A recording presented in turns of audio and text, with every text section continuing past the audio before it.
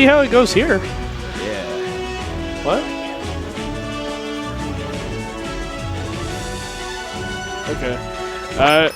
Had some bracket confusion there. We're going to go right into it. Looks like Eggman, Luigi versus ButterJones, Roy. As you heard from 22-Pac just now, it seems like ButterJones has been beating Eggman as of late.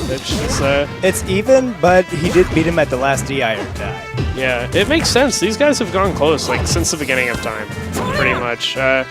In Brawl, at least, you know, it's not too relevant to Project M, but Jones almost always won back in Brawl, but when they switched to PM, it was always Eggman winning until at least recently, I guess. I know ButterJones has really grown as a player. We went to Roll Tier back in Nebraska, and I think he moneyed in PM.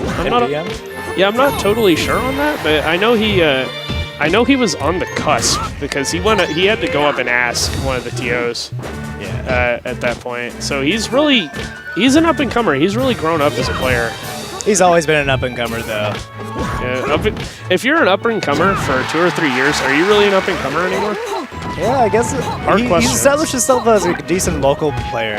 Yeah, he could definitely say that. He doesn't travel much. I feel like he probably would be like up there if he had been doing so all this time. Yeah, but the thing is that since he goes to K-State, he's very far away from the KC people. Yeah. And so once college started for him, he wasn't able to come out here. Yeah, Lawrence is a lot closer, but we mostly stopped hosting Project M a little while ago. I don't remember any Project M tournaments in Lawrence since... How long has it been? I'm not sure, but I feel like it's been since last year. Yeah, probably. That's unfortunate. We really had a thriving PM scene back around, you know, when we still had tournaments for it, when 3.0 came out. Yeah. Kansas City Smash Bros. Kind of took over the helm of that. Yeah, I think a lot of the Lawrence players, like myself, kind of lost interest in the game after a while. Well, it's more like when Smash 4 came out more than anything. Yeah, that's why I stopped playing. I don't know about anyone else. I don't know about Toad, who was supposed to be here today. I taught that man everything he knows. Everything he knows. We had long conversations on Facebook about how to hit people with Lucario. But I haven't seen him in a long time, much less like at a tournament. I think last time I saw him was when the night Smash 4 came out, and I had people over for that. Back to the match. Eggman is down by about a stock, more or less. It looks like Jones is kind of in the driver's seat right now. Eggman is a player that you can never count out, though. He has a reputation of being very, very, very difficult to crack, and he's always ready to jump right back into the ring as soon as he respawns after a death. Yeah, and as far as punishes go, he's always really solid with his punishes. Oh, yeah, especially on floaties. I played Mewtwo against him. I never wanted to play him just because every time I hit him, I'd get like nared or something, and then I'd take 70%. Just, like, that's a good thing. Don't get me wrong. Eggman is amazing at those punishes. Just, sometimes it's frustrating to play him with floaties just because he's so good at it. Roy is not a floaty, though. Yeah. Roy is very far from that. So he's not exactly a fast faller, but he's on the cusp of a fast faller. Yeah, he falls kind of fast. I remember when I up threw him, he didn't, and well, with me too, he didn't go very far. Yeah. So I was like able to up tilt immediately. Oh, was that game? No. Nope. No, Eggman lives with some pretty good DI. Looks like all right, ButterJones takes game 1, and I don't know. I guess I would have said an upset until a few minutes ago when Mr. 22-Pac here corrected me that they're pretty even on that. Yeah. So ButterJones takes game 1. Where's Hayden gonna take him? Yeah, you can see the look on Eggman's face right now. He's not really sure. It doesn't look like what he wants to do, but he is sure that he absolutely cannot lose the next game because coming back from a 2-0 deficit is it's never good. It's painful. It's like when people come back from a 2-0 deficit in a best-of-5 set, those are the matches that people remember forever, you know? It's like the huge reverse 3-0 comebacks. It's always amazing to be there to watch one of them, but you never want to see people in that situation in the first place. Back to the match. Looks like it's pretty even so far. Getting in for the most part some chip damage. Eggman throwing out his Cyclones. The most interesting part of this match to me is Eggman took him to FD. Like, that doesn't strike me as like necessarily a bad decision, but it seems like there are probably many more optimal stages he could take him to. Well, here he can take people to the to more a ground-based stage because FD doesn't have those platforms, and while Luigi can abuse those platforms to a certain extent, on FD he can control the ground with his wave dashes, and Roy's ground game is not exactly the best considering. Even though he doesn't hit like a wet noodle like he does in Melee, it's still kind of like a toy lightsaber. unless it's hit with the hilt. Yeah, if you don't hit the hilt, you go home. That's what Roy is. But what interests me here is that Eggman picked the stages despite the fact that in the last game, like when Jones was on a platform, he seemed to be making the best out of the situation most of the time. Like his pressure on the platform seemed to be like superior to Jones's. Not that Jones did a bad job of it, but Eggman was getting more off of it, and he decides to go to FD. I wonder what ButterJones banned. Maybe we'll have to ask him that after the set, just to see what the thought process was here. Of course, I don't play Luigi, so I can't be totally sure. But well, you don't play BM anymore, so I do sometimes. You do? Not like competitively, but I'll boot up the game sometimes. I still enjoy it. I have a lot of love for Melee and PM, even though I don't play them. I love all Smash. Fair enough. Except 64. Damn. I can't play that game. Controller Jones. Yeah, basically. If I can't use my tricked out controller, it's not worth playing to me. Did that shield stab? Yep. Wow. Well, Eggman has a rather small shield, and it's bound to happen at some point. Oh, that tech was amazing. Eggman is not willing to let this go. Right, Jones is edge guarding him amazingly well. You see that? He just stuffed him a couple of times trying to come back onto the stage, grab the ledge. He knew exactly what Eggman was going for. These people have played, or these guys have played quite often in the past, so I suppose that's one of those situations where you just know your opponent so well that the Yomi kind of loops in on itself, and you see weird things like you just swat somebody a couple of times and then they just die, you know? Yeah. Whereas you wouldn't see that with players that are unfamiliar with each other very often. Yeah, but right now, ButterJones definitely has a solid lead over Eggman. If Eggman loses this game, it's going to be rough for him to try to win the set. Yeah, that's for sure. I wouldn't want to be Eggman in this situation right now. He's down a stock, down a game in a best of 5. If this were a normal set, he'd be out if he loses a stock. But even so, he still has to come back for 3 games if he wins. And there he goes. ButterJones takes it, and Eggman is put in a rather difficult position. He gets 2 stock twice, and I know. We talked about that a minute ago. But he's in a terrible position, down 2-0. Takes him to PS2 in the Game 1 stage. I guess he felt like he could do more here. Yeah, but I feel like he could have picked a different stage at least. Try something to throw ButterJones off guard. Yeah, if it's broken, you should try to fix it. And I suppose Eggman didn't think that what he was trying to do here was broken, as far as the saying goes. But it didn't look like that way to me from the commentator seat. But he must have a plan. I believe in him. Yeah, what are you trying to say? I believe he must have something in mind if he came right back to where he lost, Yeah. But one thing's for sure, Eggman has to come up with something to take his first stock, because ButterJones has definitely taken the first stock, and that's probably part of the reason why he's been taking his first 2 games. Yeah, he's been getting the lead, and he's just been building on it. And Eggman's comeback factor hasn't been doing a lot to stuff that. He did take this first stock, though, so let's see if he can build up a lead before he gets his own taken.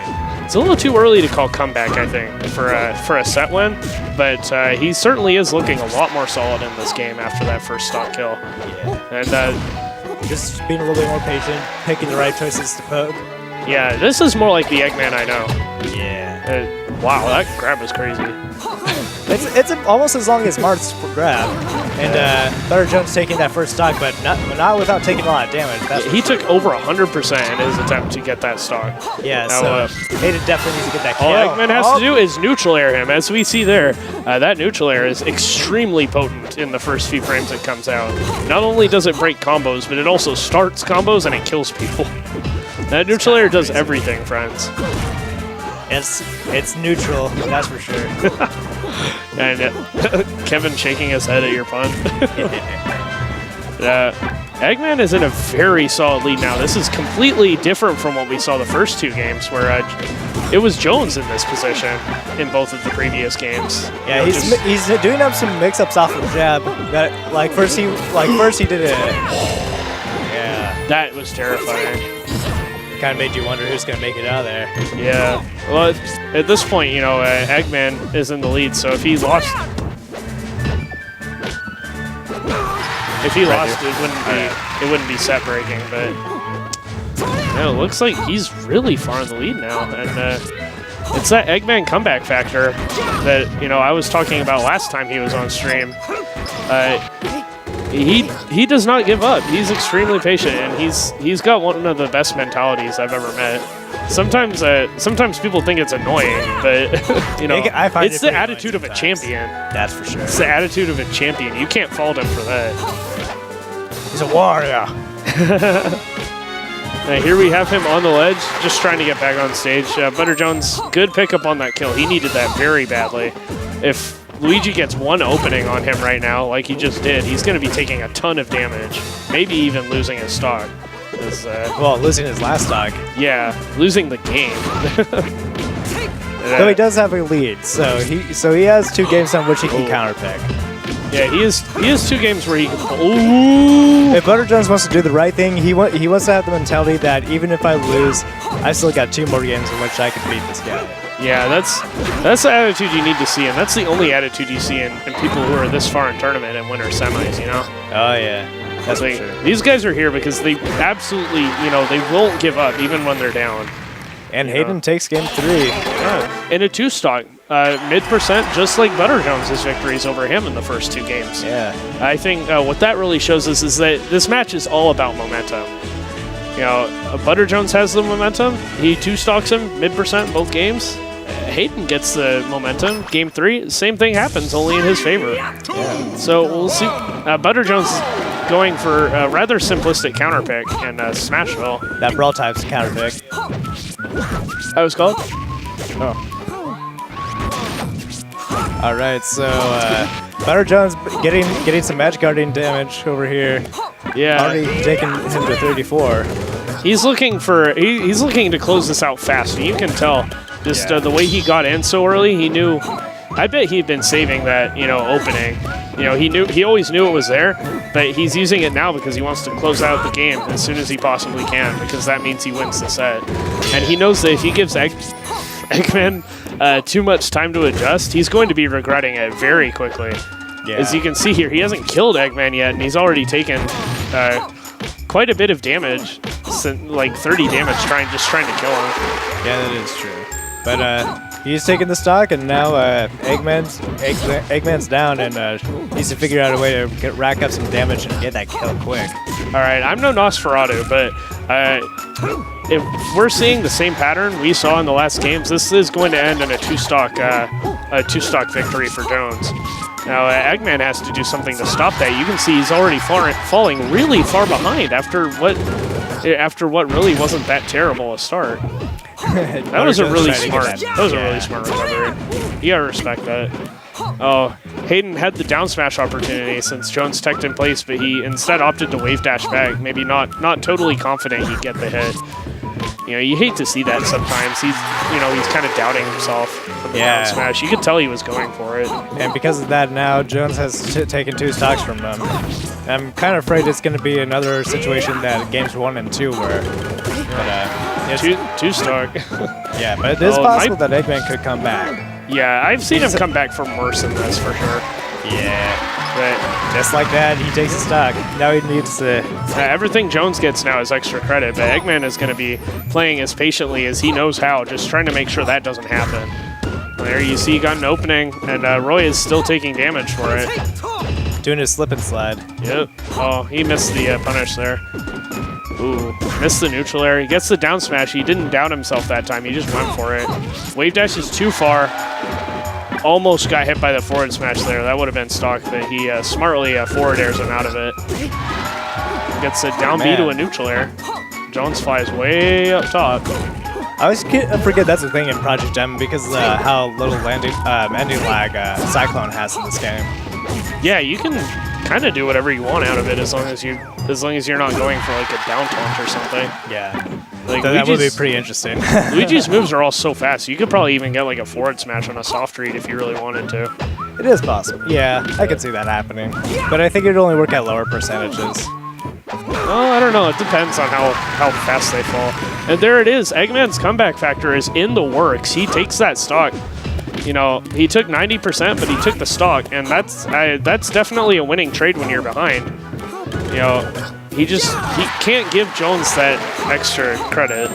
But there it does. Yeah, it's okay though. This is looking much better than it was a minute ago. Despite the fact that Eggman's on his last stock, now he's in the driver's seat. He's taking control.